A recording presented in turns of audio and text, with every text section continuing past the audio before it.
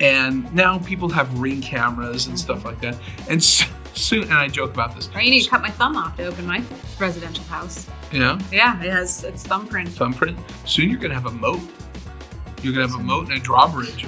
That'd actually be pretty cool. Wouldn't it? I have a third of an acre, so That'd be kind of fun. But, and then a place waiting for me to I've asked my compliance guy at my HOA if I could. He's like, no. Right. Let's talk Tales. My guest on Tales with Taylor today is a community-driven technologist and entrepreneur. His mission is simple: help people feel safe, supported, and confident with their technology. With over 30 years in IT, telecom, and cybersecurity, my guest combines deep technological expertise with something far more rare: patience, relatability, and a genuine passion for helping others. It's the founder of StuTech, Stuart Selbst. Sorry, I don't Close enough. That's good. That's good. I gotta applaud you for that one. I tried the last. That was good. You know what? Nobody has ever been able to pronounce my last name properly, so it's okay. And like I told you beforehand, as we were warming up, my family's been trying to buy a vowel for 700 years, so don't worry about it. It's okay. Well, we're just gonna roll a Stu. We're just gonna to make roll it Stu. Easy. All right. So, Stu, tell me the tale of young Stu. Did you just grow up breaking computers or being really into technology, or how did you originally get involved in the world of technology? Bless your heart for thinking I'm younger than I am. No, computers were not a thing when I was a kid. I was a child of the 80s, growing up in Los Angeles. Mm-hmm. I fell into the IT industry by mistake. Mm-hmm. So everything I've done in my career has been by mistake. It's been a good mistake. Even StuTech was a mistake, and it's become something of in my community, a cult following. But no, I didn't know what I wanted to do. I was going back and forth as a kid in Los Angeles. Did I want to be a firefighter? Let me rephrase it. I wanted to be Steve Garvey, right? I wanted to be Dodger first baseman. That wasn't going to work. So a lot of things went around, and went to school, and when I did not know what I wanted to do, I went into sales. I got into sales of technology, and I always said I was a good salesperson, but I'm too passionate about the client and making sure they have what they need. And good salespeople they do that, but I was all about making sure they had everything they need, and it was never about money. So I actually I flipped over to doing the technical side later in my career. I've been doing IT almost 40 years when I really think about it, and it's really kind of scary. Just the changes I've seen going from the engineering side mm-hmm. to the business development, business running side, even my old IT company years ago, and then working in customer success, and now back onto the technical side for what I do. I've gone from the business side to the residential side, which usually it's typically the other way around. And I've seen so many changes. But young Stu never thought he would be in IT. We weren't even talking about IT. My high school had 5 computers in a little tiny computer lab that she used to have the 5 1/4 floppy drives to get anything done on. So computers were not a thing for young Stu growing up in Los Angeles in the 80s. And so you said you kind of fell into it. What was it that made you stick with it, though? Because, we could fall into a lot of different professions, but there was obviously something that stuck with you or intrigued you to stay in the technology world. A couple reasons. You're making me think today, Taylor. I liked it. I was good at it. It was analytical. I have a very analytical mind. I'm the king of Tetris when moving. Oh my gosh, I love Tetris. I know, greatest game ever. I love Tetris.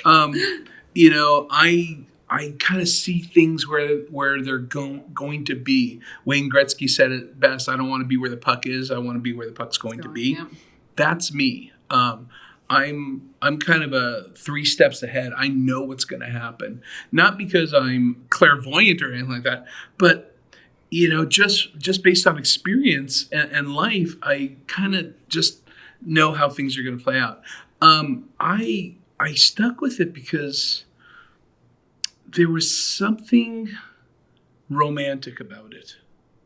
There was something romantic about IT, about technology, about how getting things to work. When I was a kid, I took apart my car. I don't know how to put my. I put it back together. It still ran. I still had extra parts, right? Maybe you don't need all the parts. I took apart VCRs, but most people don't know what a VCR is. It was this big tape thing. I still have one. Do you? Oh, that's awesome. So I would deconstruct and try to fix it. I would always try to find a way to fix the problem, right? And I was good at this thing. I would build, I worked in corporate IT for almost 20 years. I was a high-level security network engineer. But I also had this passion and strength, I guess, to run businesses, to lead teams. And so it all kind of started to, late 90s, it all started to kind of come together. And, Y2K was a big thing for me in my career. I mean, we thought it was going to be the end of the world. Oh, no, it was nothing. Inside the industry? Inside, the end of the world's coming, but, it's not. Anyway, I'm kidding. No. But that was a real thing. Like, I remember just, everyone freaking out and, the grocery stores, going, because everyone just thought it was going to be the end of the world. Like, the computers were going to be so confused, going to zero. No, and Microsoft came out with this patch that Microsoft Novell, a bunch of them came out with this patch that would kind of tweak the date so it wouldn't freak out. And then it was not that big of a deal. And we worked for a year. I was working for a company called Sun America Securities back in Y2K. And we worked for a year to plan the Y2K. Everybody was on call. We were making so much money hourly. I mean, for $19.99, I was getting $185 an hour. Okay, wow. That's like $375, $400 an hour now. It's like lawyer money, right? Yeah. But just to be on call, in case something went awry, because you go into January 1st, 2000, right, where everything's 000.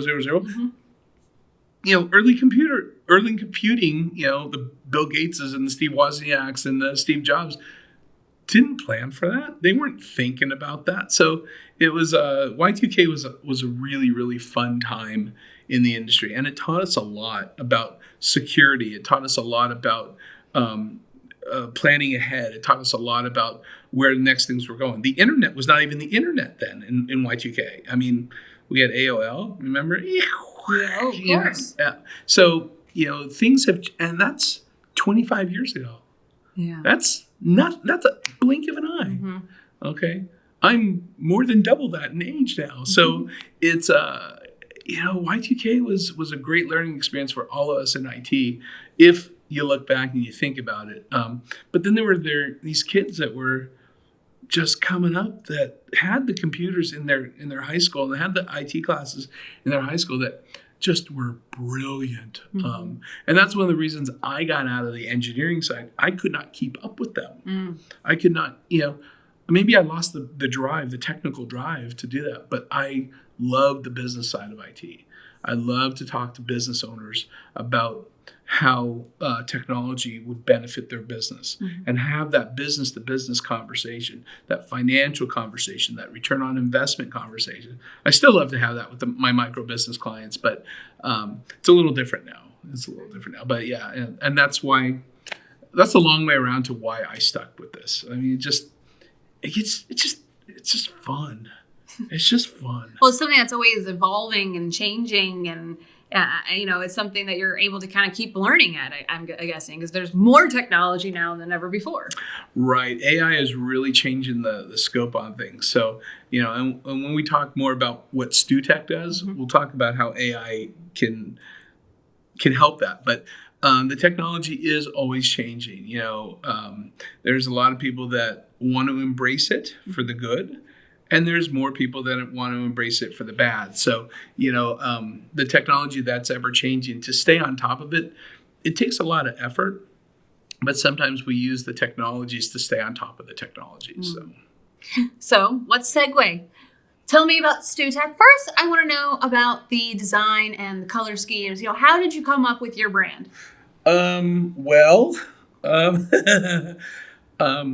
So let's start about the why I started StuTech, right? Okay. So I'd quit my job working for an IT company back last August. And I live in a 55 plus community.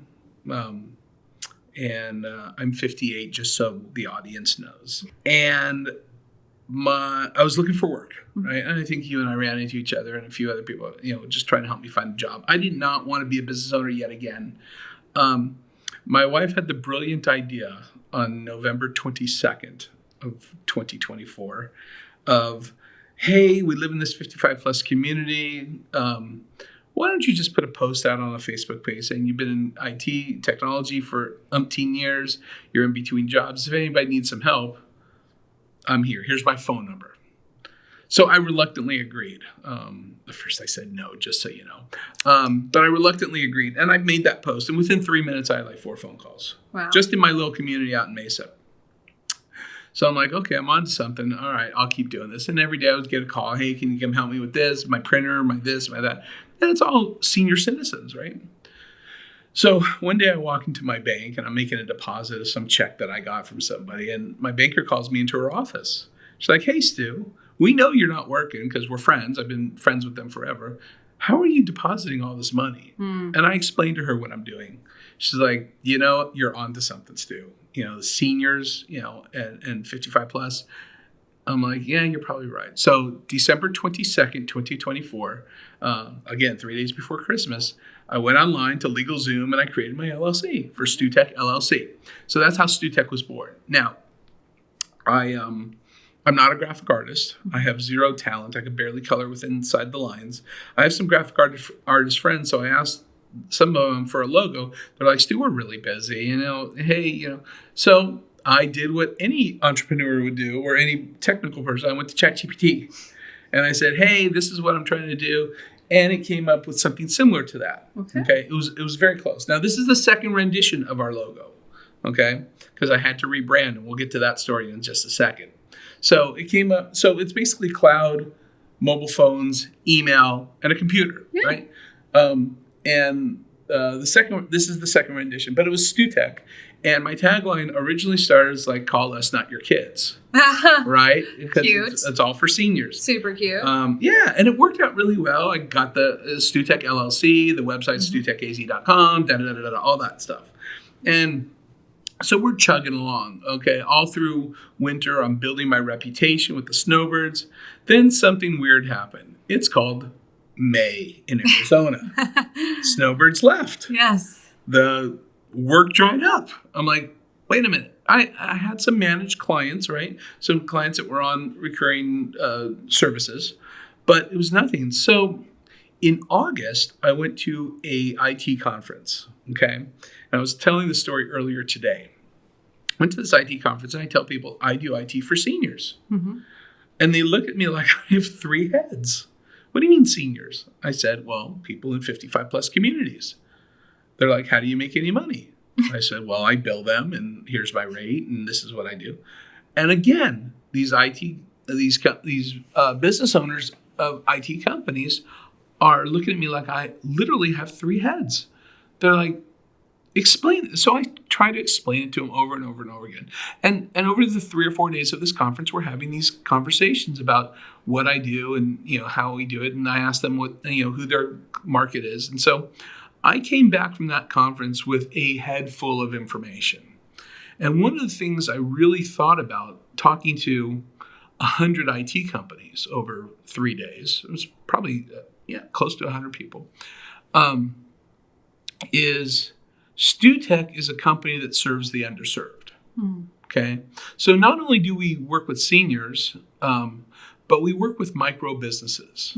Okay, the businesses that are basically 10 employees and less, right? The companies that need IT support, but the bigger guys don't want to service them. They want that 25 employee count, 50 employee count, 100 employee count. You know what? And I came back and I'm like, this is wrong. So again, took my logo of what it was, and I wish I had a copy of it here. I should have sent it to you. And probably could have done a reveal. Right. And I plugged it back in ChatGPT and I called Lucy. That's what I call my bot. I said, Lucy, we're rebranding. Okay. We need to make this more about the underserved, and we're having this chat. It's probably 10 minutes, right? We came up with this, okay? I wanted to focus on three things, okay? I wanted to focus on security, support, and making it simple, whether it was for seniors or for businesses. And so this is the reveal of the StuTech, okay? And I love blue, by the way. I think blue is just really powerful. Look it, and I got blue pants on. And I love that the ChatGPT, the AI came up with the you, because we make it about you. And Lucy did that and made the black to blue. So I took what she gave me and I sent it over to Fiverr. And I had somebody in Pakistan or whatever just kind of clean it up and make just better images. And that's what we came up with. And I love it. I'm so proud of what and I say we, it's not just me, but it's my wife. It's the people that support me, and it's my clients, my 140, 150 clients that I've had the privilege and honor to serve and help, get them out of binds. And I call it we because StuTech is not just a company. I feel it's a movement, right? I feel it's this movement of passion. I feel it's a movement of caring for others and just community. And I have a client that's coming up for renewal, which is really cool. This time of year, I'm getting people to renew their contracts for January and February. And everyone's renewing except this one client said to me, she's like, well, Stu, what happens if you're not here in 10 years? I said, I said, what happens if you're not here in 10 years? Because they're 20 years older than me, right? I said, I don't think you should really worry about that. I said, tell you what, if I sell my company, which it may happen, we're doing well. Somebody may come in and say, oh my God, this is brilliant, and take it national for me. I'll let them know. We'll make they don't have to go on to the new company. And so we're going back and forth having this conversation. But most people they get what I do. They don't understand why I do it. But because the funny thing is, when my parents call me, my parents are in their 80s. When my parents call me for tech support, I don't have time, just like most kids. But the people that are paying me, I always make time for them. So it's kind of funny. I kind of have to eat my own dog food, right? When mom and dad need help, I gotta go. You gotta go help them out. Yeah. So the funny thing is, I invoice my parents and then discount it, so I can write it off. But yeah, in-kind donation of sorts. In-kind donation, yes.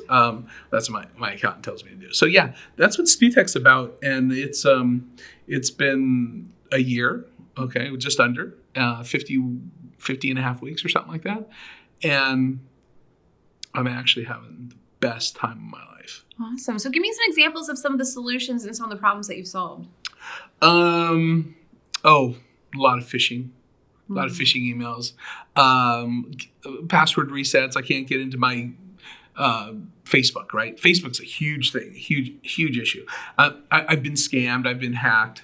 And I get a lot of that, actually. So just 2 days ago, I got a call from somebody within my community.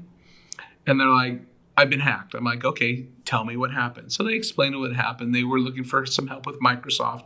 They Googled Microsoft support phone number. Microsoft doesn't publish their phone number, by the way. I'm sorry. Microsoft does not publish their phone number, by the way. And so they call this number. They give this person access to their computer. They install these files. They're like, okay, yeah, you're fine. And this lady is like going, oh my gosh, I shouldn't have done this. So she posts out on our community Facebook page, which I'm no longer on, whole nother story. That's a story for an after hours thing. And people say, oh, call Stu. Everyone's giving her my phone number. So she calls and I'm like, all right, yeah, I can get to you tomorrow. It's fine. But I'm like, it's fine. Just shut your computer off. Just make sure it's not connected to the internet. So I go over the next morning and I meet her and her husband, and they're around the corner from my house, and we're talking. I said, let me see what's going on. So I run some scans. I install next generation antivirus. I clean up. There's a bunch of viruses on the machine.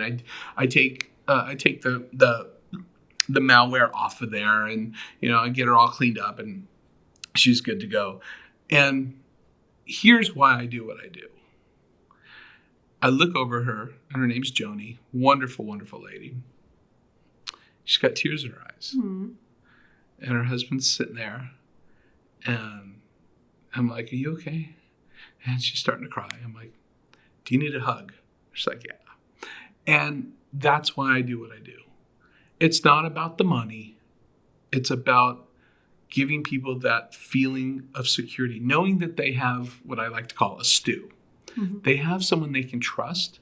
They have someone they can count on. So the things I do are everything from setting up a computer to setting up a printer to helping someone with a cell phone.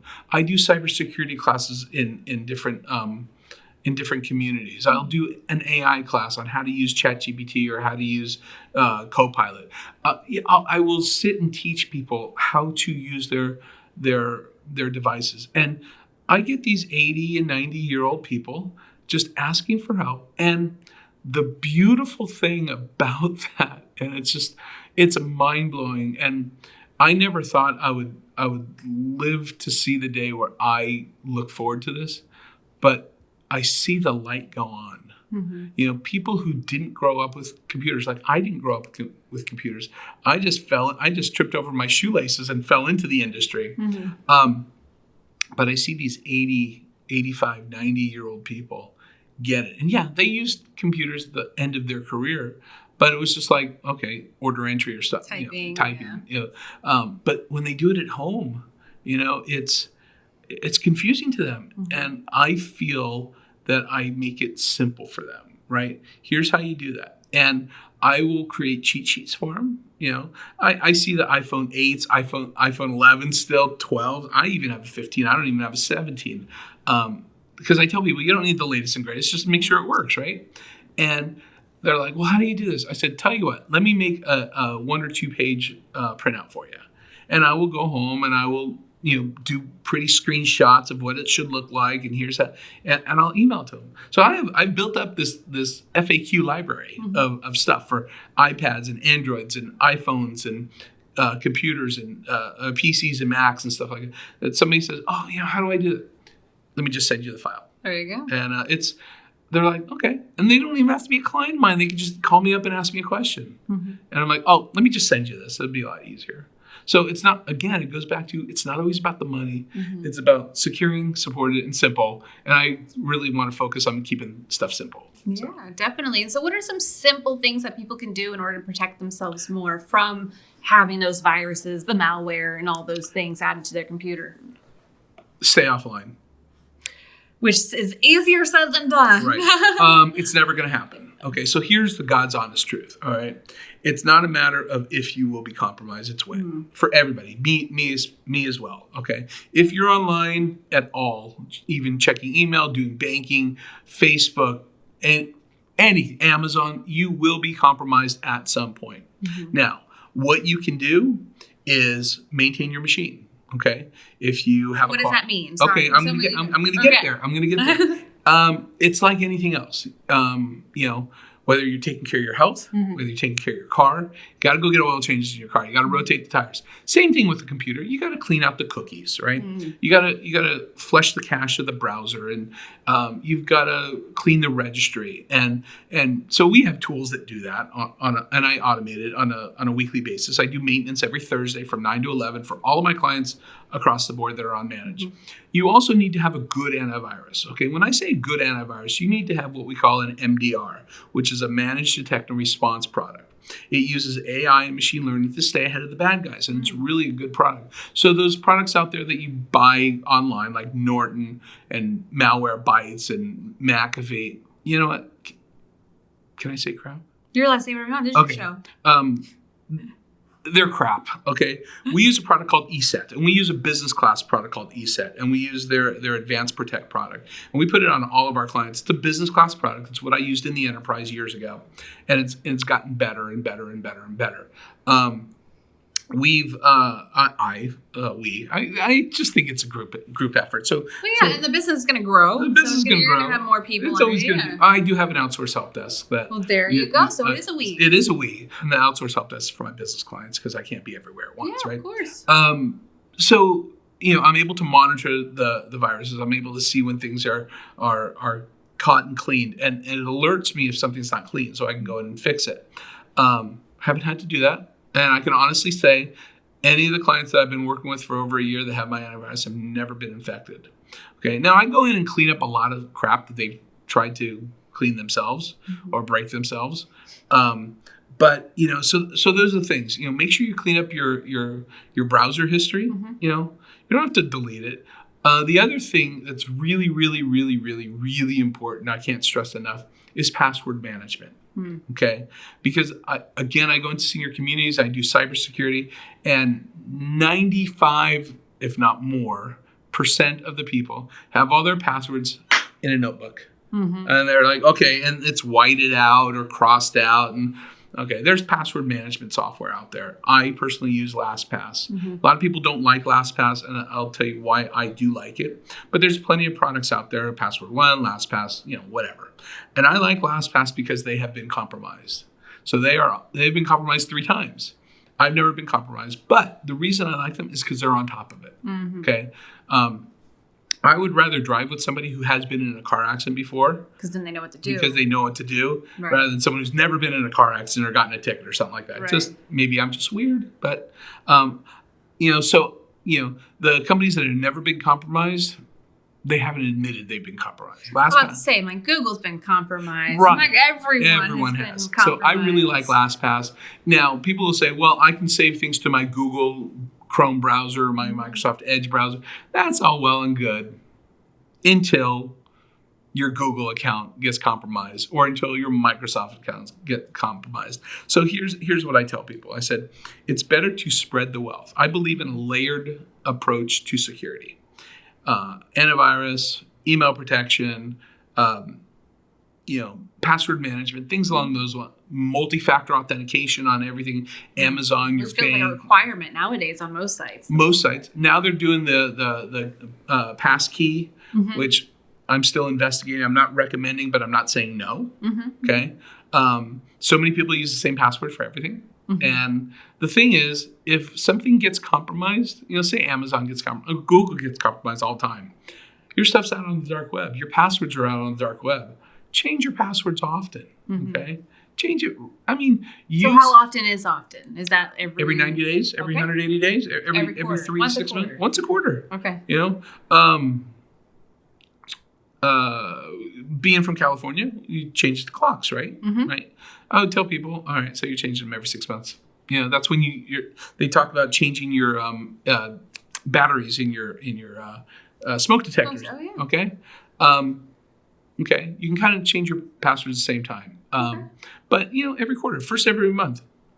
Okay. When you pay your mortgage, when you pay your HOA dues, whatever it happens to be, or just set a calendar reminder. I got to change my password today. Right. And, if you use the same password, that's fine. Okay. But use it in a different way. Right. Okay. Now, I'm going to share with something that I just recently did. And I like using phrases. Okay. And a lot of security people talk about using phrases. And I'll use new password 2025. All right, as a phrase, right? But it's lowercase n, it's 3, it's w, it's $0, it's $sign, it's all blah, blah, blah, blah. And maybe you can put new password Q4, okay, and make it longer, or Q4, but use numbers, symbols, and letters for your password. I always tell people minimum 12 characters.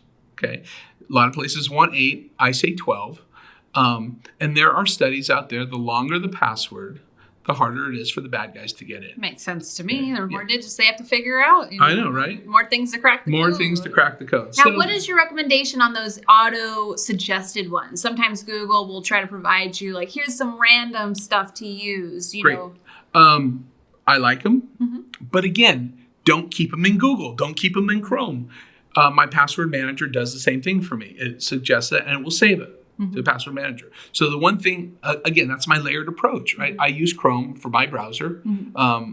And I use the DuckDuckGo plugin too to clear cookies pretty quick. But, so using those is great. But again, that layered approach is I can have the password manager create that password that I don't remember and save it so it automatically fills. And the cool thing about the password manager, especially like LastPass, is I have a mobile app for it too. So if I want to log into that site, say Amazon, say my bank, from my mobile site, from my mobile phone, it will automatically fill my password for me. And I'll use my facial recognition and things along those lines. So are those things you would recommend for the phone? Use the facial recognition? Oh yeah, absolutely. It's only your face. Yeah. I mean, your 4 or 6 digit passcode can be hacked. It's kind of hard to hack your face.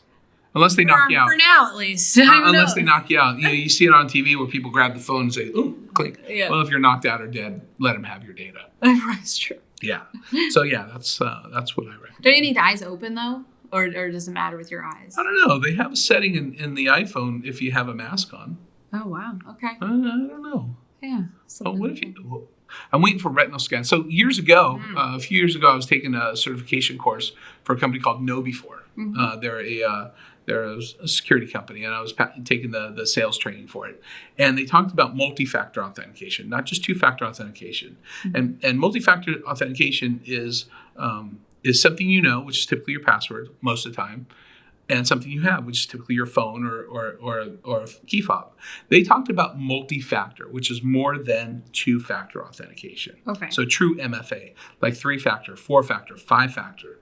Wow. And again, this is a couple years ago, and I don't know how true it is, but this was in the training.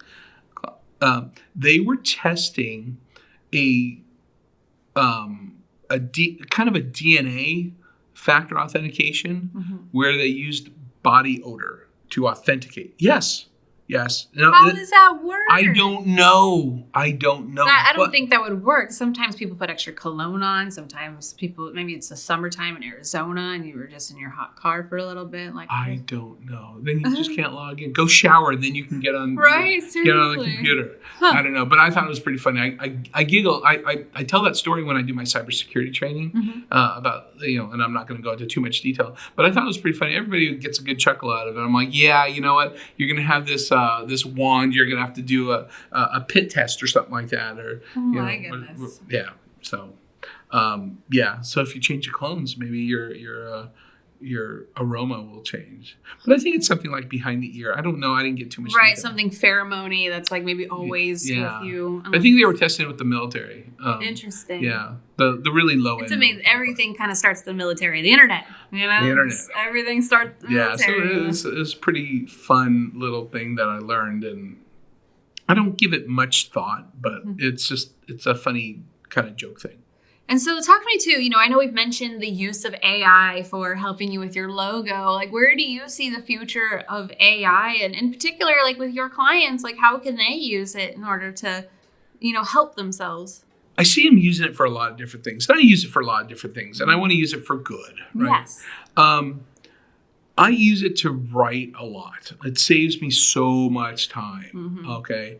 Because time is the most precious commodity on the planet, right? I want to be with my family and do stuff, but I also have to do my marketing. You being a marketeer, I got to do my marketing, and everything I've learned from you. So I use AI to write social posts and create graphics and fun stuff. So I like to use AI for stuff like that. There's those chat bots out there that are driving people nuts. So a lot of my seniors are using ChatGPT to do a little research because it's better than Google. They're learning stuff, and I will give them chats to use if they want it. Prompts to use, and I will teach them on how to use.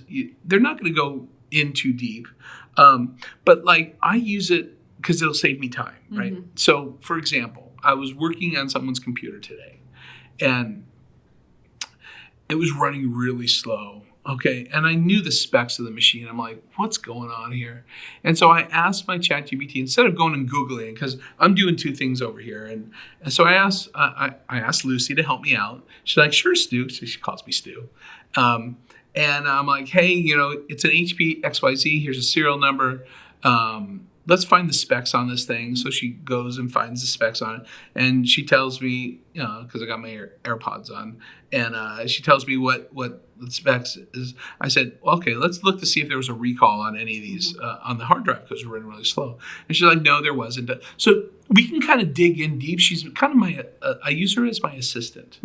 And especially when I'm on site, which is most of the time, with someone where I don't have my multiple monitors and things like that, and I can get these answers really, really quickly instead of ignoring the client. Because when I'm sitting with an 80 or 85-year-old, 90-year-old person, I want to give them updates quickly because they're sitting there, they're staring over my shoulder, which, no offense, drives me a little batty. They want to see what I'm doing. I can't stand anyone over the shoulder. I know. If I'm editing something, I'm like, give me 10 minutes and then let's look at it. So I want to give them updates instead of just waiting there because 80% of my time is waiting for an update for this. And especially if it's a so this computer, I found out that it had an old SATA drive, right, which is old school. And the different drives, like now people that are watching, computers will come with SSDs or flash drives. There's no moving parts in them.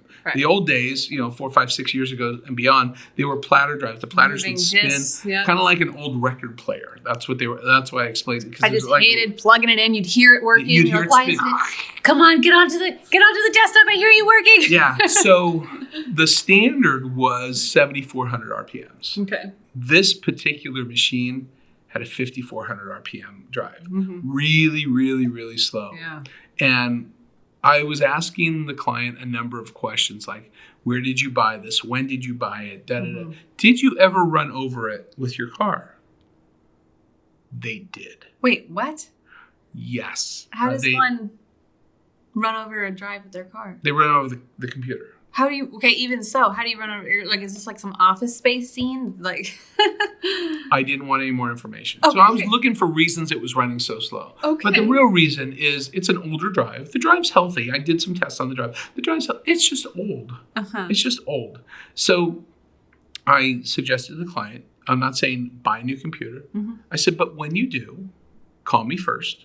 I will give you 3 or 4 different computers based on your price range of what's going to work for you for the next 3 or 4 years, 5 years. And I recommend replacing your computer every 4 to 5 years if you're a light computer user. If you're a heavy computer user, probably 3 to 4 instead of 4 to 5. Whoops. Because the technology, Is that whoops? You're a Mac user. I'm actually not, believe it or not. Really? We custom make PCs. Oh, okay. So. Well, then you don't have to worry. We'll change parts. You change parts. Yeah. You put more memory in there. You might upgrade the motherboard. Yeah. You're not, again, you got the big towers and stuff like that. But if you're going to be a laptop user, okay? Yes. Like laptop, I have a Mac. Oh, there you go. Yeah. So, like for me, I am a Microsoft Surface guy. Okay. I got onto it probably 8 years ago and haven't looked back because I really like how Microsoft's hardware works with Windows 11. Okay. Now, I've seen some really good machines. There's a $400 Acer that's at Costco. That's amazing. I've put like 20 people into it. I'm like, go buy this machine for $400. Yeah. That's fantastic. I just like the Surface because it's slim. I could put it on the tray table in front of me on an airplane, plug my headphones into it, touch screen. Yeah, I really like it. You're NFL sideline ready. Yeah. I am totally NFL sideline ready. I just don't have the cool case. But I do have an external keyboard. Well, yeah, because you're not going to slam them to the ground the way that the NFL players will. No, they beat the crap out of them. Yeah, they do. So yeah, AI, getting back to the AI question, they can just, I have them use it instead of Google. Okay, because it gives them a more custom answer for them. Especially like when I say, tell the AI what you are, who you are, not your name and information, but that you're a 87-year-old man. Yeah, and what's your motivation, and then what's their identity. So sometimes too, you want to prompt it like, you are my copywriter for writing blogs or whatever it might be. Yeah. So Lucy does a lot of my social media, right? If not all of it. Even like my own personal social media writing. She knows I'm a huge Dodger fan. She knows during the playoffs I have my lucky green Dodger hat on. Right. She's like, well, congratulations, by the way. Thank you, back to back. Right. We almost lost it. Yeah. We almost did. Yes, I'm very happy. But if we want to get to baseball, I'm really not happy how they're winning because they're doing what the Yankees did in the 90s. They're buying the talent. And that's my problem with, sorry, we're going to have this quick tangent, everyone, because I love sports. That's my problem with baseball. I know. That's my one problem with baseball. Just have a salary cap. Have a salary cap and start developing your players in the farm leagues like the Dodgers did in the 60s, 70s, and 80s. That they were great teams. They might not have won. Don't buy the damn champion. I'm so tired of it. I know. It's ridiculous. Like at least if you're going to buy the championship, do what the Rams did for NFL. You know, get rid of all your draft picks, get all the best players, win it that way. But then look at them now. You know, they're still like in it. Like they can still reconstruct. So, or we could all be like Cardinals fans. No. Well, I am a Cardinals fan. Oh, sorry. But I grew up a Rams fan growing up in LA. But you know, I always say anything but the Yankees and the Patriots, right? So when it comes to baseball with the Yankees, football for the Patriots. But we digress. Yes. If someone brings up baseball, I'm all in. Sorry, I love sports too. So I'm just like I'm feeling like I've been holding myself. I've been reserving. I'm like, okay, you mentioned the Dodgers again. I can't. They're my thing. So Lucy will always, put my lucky green Dodger cap on my image when we're doing a cartoon or something like that, and even like my bio. She helped me write my bio for you because I was so busy. She's like, oh, diehard Dodgers fan or whatever she was talking about. So, she gets to know you. Well, the AI gets to know you, and in a good way. And I've asked Lucy to write some things. She's like, Stu, I see where you're going with that, and she won't let me swear. And I want to say this person said this, beep, beep, beep, beep, beep. It's like, let's make it more StuTech-y. So she's like, StuTech's all about love and peace and harmony. She's like, let's make it more of who you are. I know you're upset. And she'll talk to me like this. Yeah. It's almost like talking to my wife. It's like I have a mistress on the computer. So the number of wives that I think that way with the the AI and the ChatGPT. So I got my wife using it now. Okay. So my she's going to call hers Dwayne Johnson or something like that. I don't know. Right. But, so AI is a great tool. Now we can talk about the flip side of AI, the bad stuff. The bad guys are using it to stay ahead of things. Those phone calls that come in, the grandparent scams, the love scams, all these scams for seniors, all these scams for anybody, they're all AI driven. Okay. The phishing emails, they are all AI driven. There's not somebody sitting in wherever thinking these things up. There's somebody in sitting somewhere throwing all these into AI and pushing them all out. They are bad. They're staying ahead of the good guys. Okay. Yeah. It's black hats and white hats. If you're like old cowboy movies, right? Oh, okay. I'm an old Western fan. So, so the black hats are just sometimes a half a step ahead. Now, the good guys, the big security companies like ESET and Sophos and even Microsoft and whatnot, they are using AI and machine learning to stay with them. Okay, it's a race to the bottom, I call it. Okay, but there's the bad guys making a lot of money and the good guys making a lot of money. Yeah. But I tell people all the time, you need to make an investment in security. Even Microsoft has that free Microsoft Defender. Yeah. Right. It's crap. Okay. You get what you pay for. I mean, years ago, AVG had this free antivirus that everyone installed. It was malware. It was just malware. So I tell people, pay for antivirus. Yeah. Okay.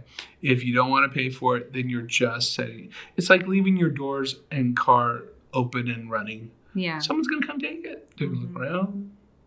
Keys are in it. I got a new SUV. Yeah. There you go. So, put a lock on the door. And I like to use the lock analogy a lot. Years ago, before there was internet and computers. We never locked our doors. I grew up just outside Los Angeles in a little town called Simi Valley. And for years and years and years, it was the safest city in America. Okay. Simi Valley got known because they had the Rodney King trial there. Oh, okay. Okay. So then we started beefing things up, right? We started putting locks on our doors. And we just had those little twist locks. Yeah. And then we had the little chain lock and then the deadbolt. And now people have Ring cameras and stuff like that. And soon, and I joke about this. Or you need to cut my thumb off to open my residential house. Yeah. Yeah, it has its thumbprint. Soon you're going to have a moat.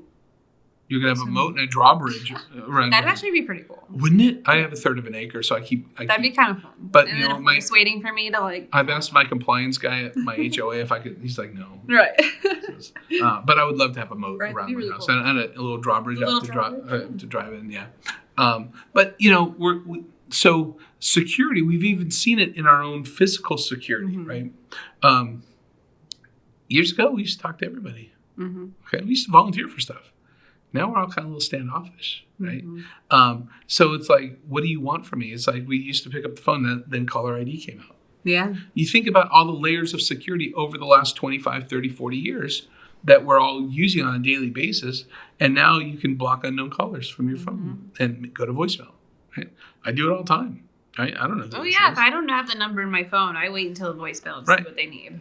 Right, and I have my elderly clients do that. I set up their cell phones with, screen unknown callers, and you got to leave a voicemail for them. Or they even do that to me if they don't. Like I just changed my, not changed my office number, but I changed my phone provider, and it came up a little different at first. And I have a direct line, a DID, and if I happen to call from my DID and they don't know the number, I get a voicemail.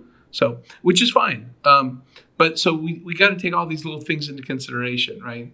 Layer your security, be careful. The good guys and bad guys, you don't know who to trust. But, I always tell people, if you have a question, just ask. Send me an email with a screenshot, and I'll tell you what's what. Or, this is what I do sometimes, feed the email into ChatGPT and say, is this a scam? It's really easy. And she, Lucy, or whatever you name it, we'll be honest with you. And you can even use the free version. I use the paid version, but you can use the free version, and it'll give you good information. But the bad guys are out there. Yeah. And they're terrible. Always got to be aware. So when you're recommending a computer, do you recommend Mac, PC? Does it depend on what uses are? I remember in the past, it used to be, use a Mac. They're safer. I remember hearing that. I'm saying years ago, So is that still the case? All right, so let me back up a little bit to that subject. All right, so for those Mac users that are watching this or listening to this, you are vulnerable. You are just as vulnerable as a PC. I had a client that I actually had to politely dismiss, that wouldn't listen to me when I had my antivirus software on there. We found 15 viruses just in her email alone. Okay, and it was on a Mac. So when I recommend a computer to somebody, I ask a number of questions. Okay, what are you used to using? Are you going to travel with it? Are you going to travel? It's mostly seniors. Are you traveling to your Dakotas, Minnesotas, whatever OTA they're having, back and forth to Arizona? Got it. Sometimes they buy a laptop, leave it in their OTAs, and have one here in Zona. But so I ask them, what are you using it for? And a lot of times we don't even go with a computer. I have them by an iPad. A lot of times an iPad's better. Now we can secure mobile devices as well, right? Yeah. But if they really want a computer, I will, what are they used to using? Most people are PC users. I'm Mac and PC. I've worked with both. I like them both. There's some things on Mac I just like, why did they do this? Yep. There's things on a PC I'm like, why did they do this? But, at the end of the day, what are you going to use it for? What are you used to using? We have some very good friends. I tried to talk her into a PC based on, she's like, I've only used Mac. I don't like PCs. I'm like, all right. So now I'm trying to help. It becomes an emotional thing. It is. So that's the true thing. Yeah. You nailed it. A PC purchase, like a car, like a home, is a emotional purchase. It could be $400. It could be $4,000. What are you going to do with it? Most people don't need a $4,000 computer. Most people barely even need a $400 computer. You can use a Chromebook for 90% of the stuff that's out there. But I really want to understand what they're going to use it for. Are they doing graphics? Are they doing newsletters? Are they a heavy computer user? Are they a light computer user? And it kind of tells me on what direction I want to put them in. If they're a little heavier computer user, I want to make sure they have more memory. Okay, not storage. There's a difference between memory and storage. But do they have a cloud account? Are they using Google Drive? Are they using OneDrive? Where are they storing all their stuff? So, it's a number of questions that I ask them.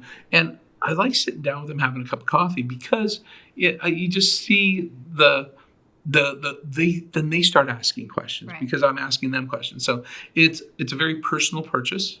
It's not an expensive investment, all right? And for residential, I always recommend that they buy it from Costco. Interesting.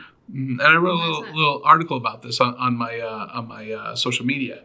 Now, Costco is amazing when it comes to warranties and return policy, right? You buy a computer from Costco, they got 2-year warranty. 2-year warranty, 2-year tech support, whatever. But they also have a 90-day refund policy. And I have seen people buy computers from Costco that within 30, 35 days, something happened, it crapped out.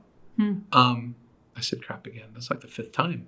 Look at me, all swearing. But we took it back to Costco. They gave us a gift card for the amount. We went and bought a new one. We went and bought a little better one. They do have an extended warranty. They don't have like tech support like what I do for people. Right. But they do have tech support for the hardware, which I highly recommend. And they will replace it. They will sometimes send somebody out.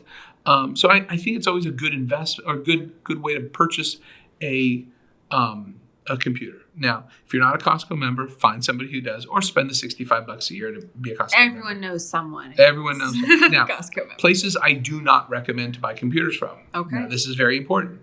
Do not walk into Best Buy and try to buy a computer. Okay.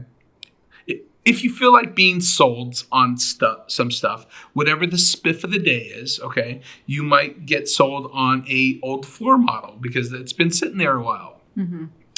Okay, so if you're going to buy from Best Buy, do it online. You don't have to deal with a person, okay? Again. And know what you want to get. And know what you want to get. The other thing is never, ever, ever, ever, ever, ever, ever, ever, ever buy a computer from Amazon.